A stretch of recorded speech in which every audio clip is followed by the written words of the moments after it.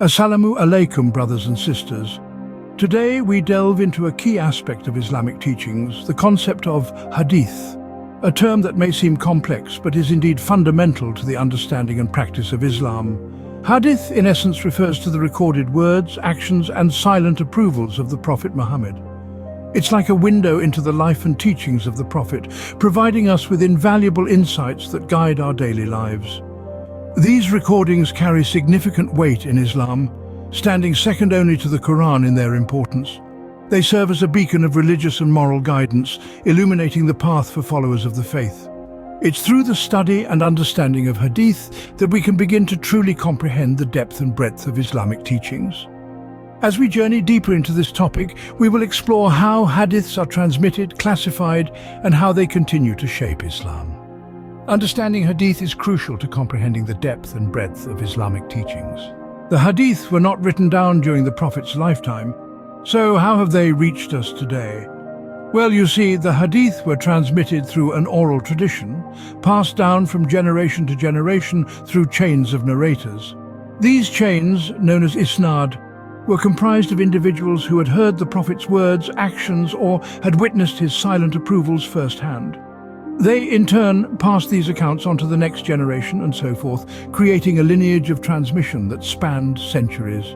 This tradition of narration wasn't just a simple game of telephone, though, far from it. Each link in the chain was meticulously scrutinized. The character, memory, and even the ability to accurately convey the message of each narrator was examined in detail. This was done to ensure the authenticity and accuracy of the Hadith being transmitted. It was a rigorous process, one that left no room for error or distortion. Over time, these orally transmitted hadith were eventually compiled into collections by scholars.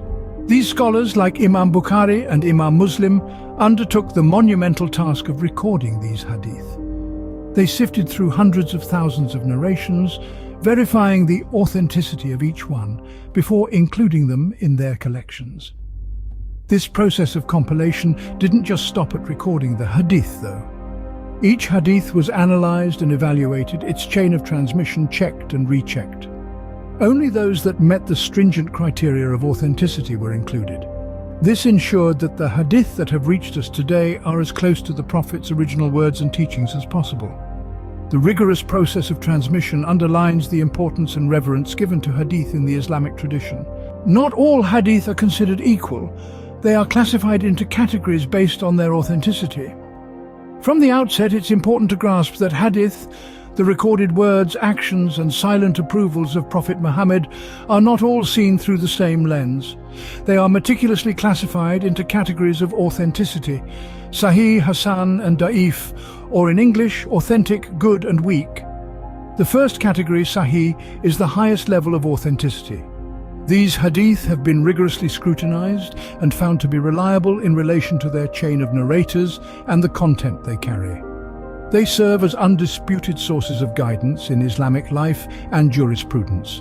Next, we have the Hasan, or good hadith. These are slightly lower in their level of authenticity compared to Sahih, but still hold significant weight in Islamic teachings. They may have minor issues in their chain of narrators, but the content is still deemed sound and valid. Lastly, we have the Da'if, or weak hadith. These are hadith that have notable issues within their chain of narrators or the content they convey. While they may be referenced, they are not typically used as a primary source for deriving rules in Islamic law. These classifications play a crucial role in the interpretation and application of hadith in everyday Muslim life and Sharia law. The more authentic the hadith, the stronger its influence on the interpretation of the Quran, the establishment of Islamic practices, and the setting of moral and ethical standards. It's important to note that these classifications are not static. Scholars continuously review and reassess the classification of hadith, with the ultimate goal of ensuring the teachings of Prophet Muhammad are conveyed with the utmost accuracy and authenticity.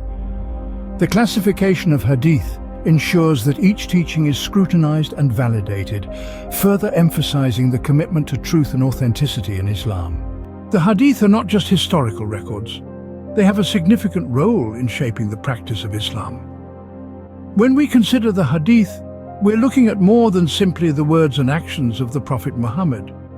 We're examining a cornerstone of Islamic life, a vital complement to the Quran that helps to fill in the details of religious practice and moral conduct. The Hadith are instrumental in deriving the rules of Sharia law.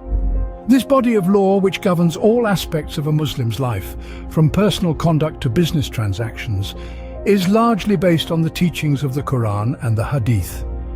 The Hadith, with its detailed accounts of the Prophet's life, provide valuable context and practical examples that help to interpret and apply the principles laid out in the Quran. Beyond legal matters, the Hadith also influence the everyday behavior and moral conduct of Muslims. They offer insights into the Prophet's life that serve as a model for Muslims to emulate. They guide on matters of morality, ethics, and personal conduct. They instruct on the importance of honesty, charity, respect for others, and reverence for God. They teach Muslims how to pray, how to fast, and how to live a life in accordance with the principles of Islam. The Hadith, in essence, serve as a practical guide to living a righteous and fulfilling life in accordance with Islamic principles. They play a vital role in shaping the practices, behaviors, and moral compass of Muslims worldwide, making them an indispensable part of the Islamic faith. The Hadith, in essence, serve as a practical guide to living a righteous and fulfilling life in accordance with Islamic principles.